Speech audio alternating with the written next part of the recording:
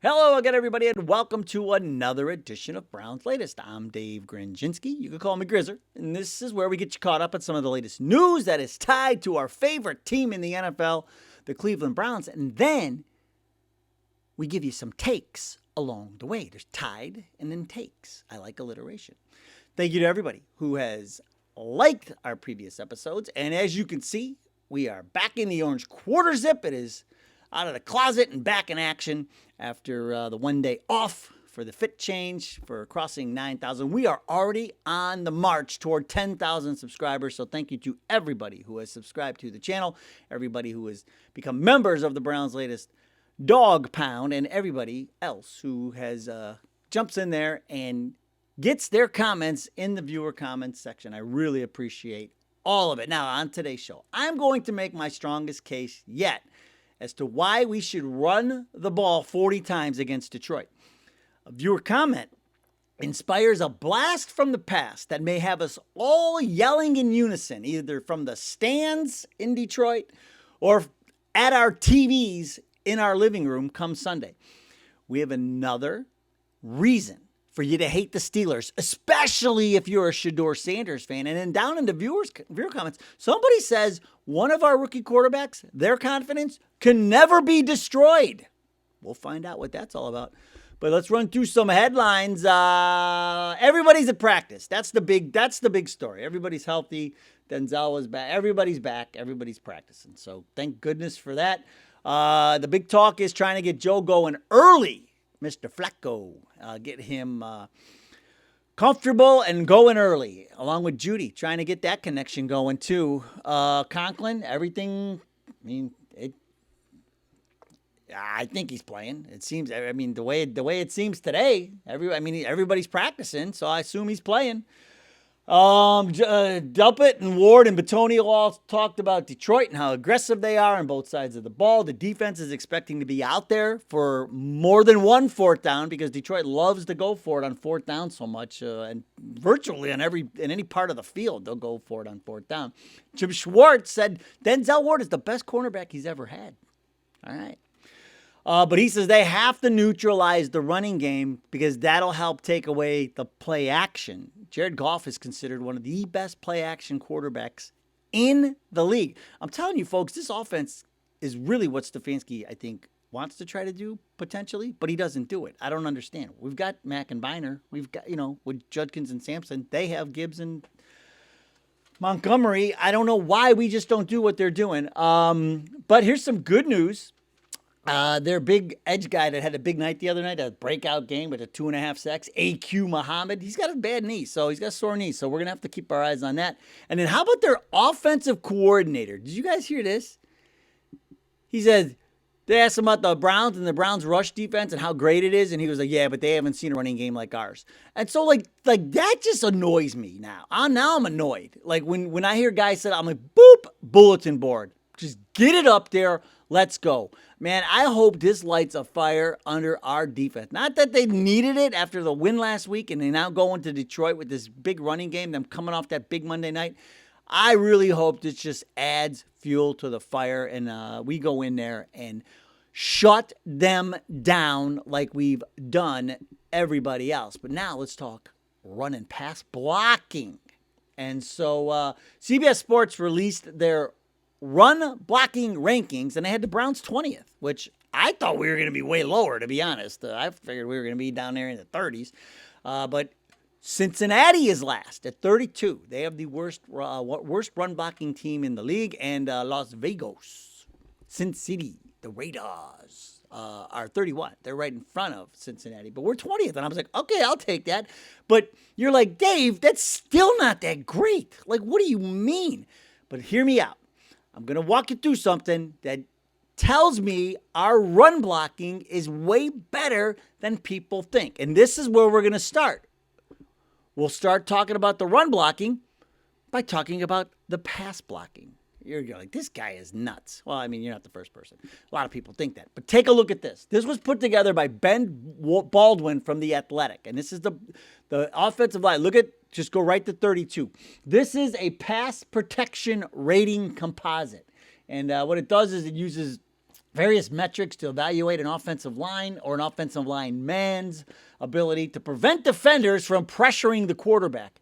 So with common metrics like, I mean, it could be a variation of things, but like pass block win rate is one of them, which measures that. That's a good one because it measures how long a lineman sustains the block, or potentially others like hurries or pressures, sacks allowed, all those kind of things. They kind of wrap it up. The composite aspect is, it's not just a single stat, it's several to create this comprehensive measure of pass blocking effectiveness. And so we're 32. We're the worst on that. And so you go, okay, well, what does this have to do with run blocking? Well, watch what happens when you combine. Okay, I just told you CBS thinks our run blocking is at least almost mid at 20. And now this is The Athletic. And look at where we end up when you combine our pass blocking with our run blocking in their eyes. Right smack dab in the middle. You see there?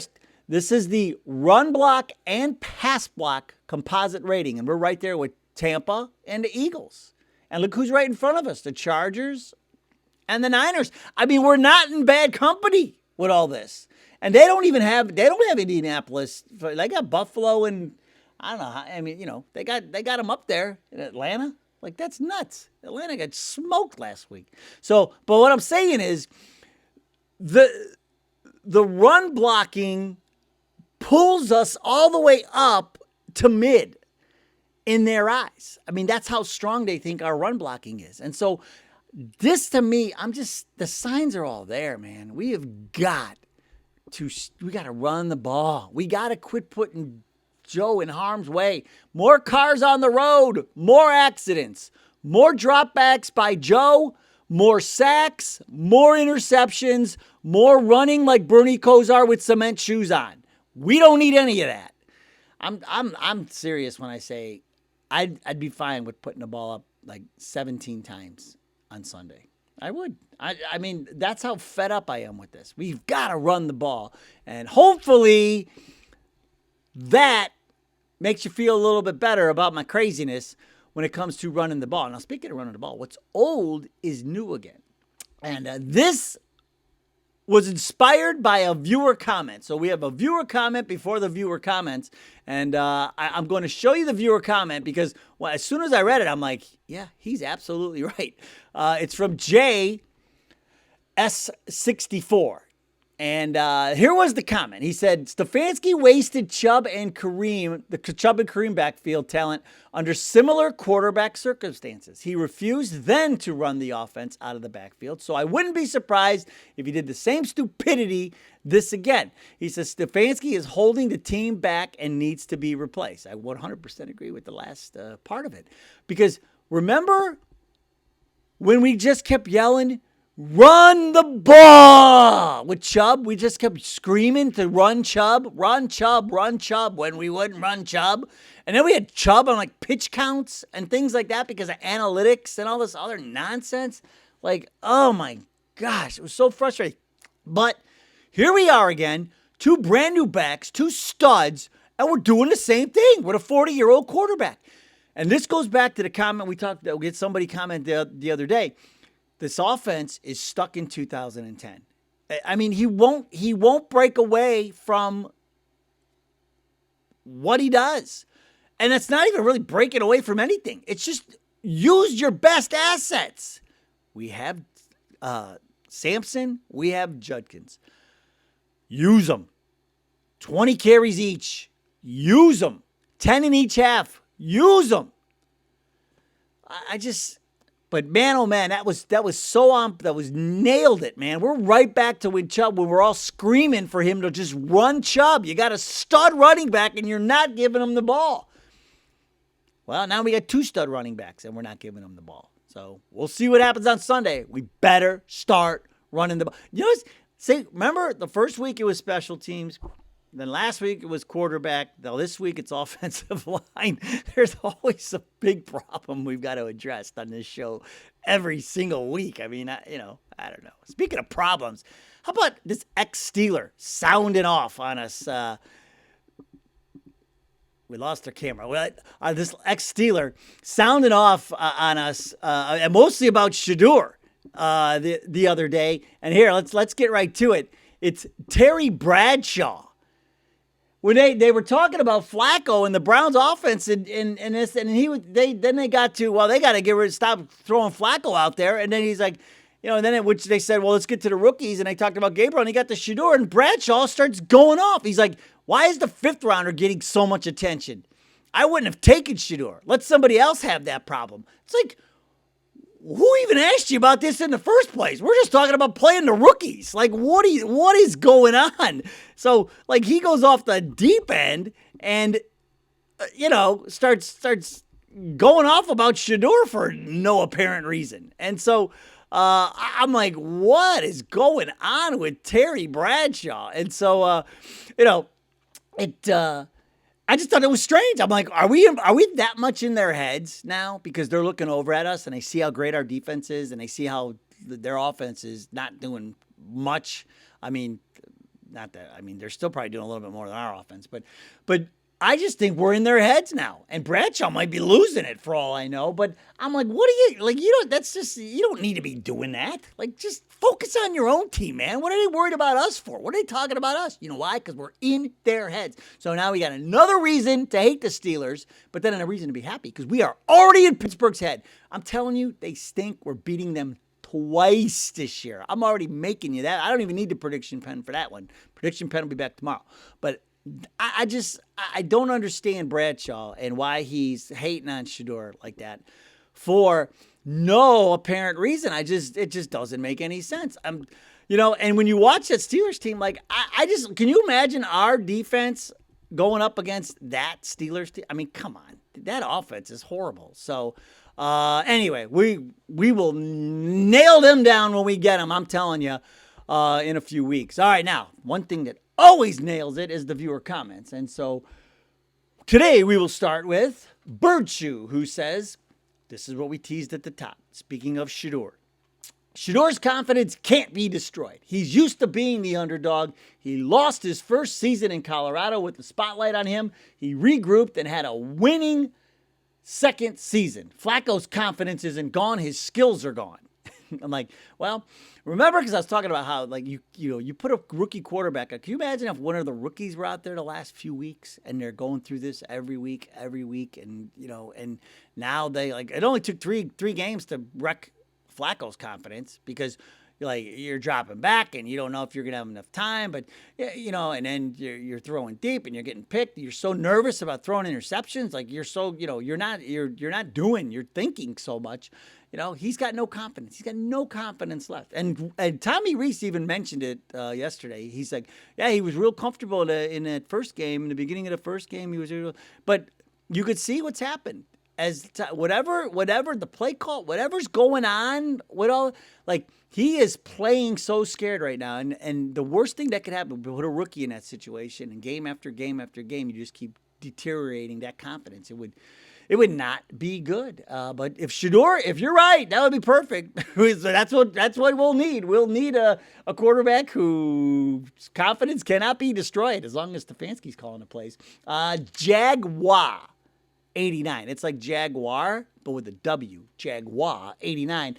Your game manager quarterback is one of your rookies. Play them. Carson Swessinger is not Clay Matthews. He is the Fred Warner of the East Coast All-Pro. I mean, either one of those guys are phenomenal, so that's a great comparison in either case. It doesn't matter whether you're the Fred Warner of the East Coast or the new Clay Matthews. I think he's the new Clay Matthews because those two, we did the show on them. I mean, they're like carbon copies of each other. UCLA and USC and the blonde hair and everything. I mean, and their stats were like almost identical. Like, he is Clay Matthews.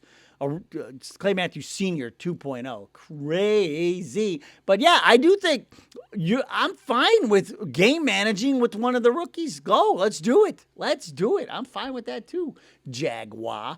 Tony Martini, 6375, says some rookies get drafted by a team who has put everything else in place. We are not there.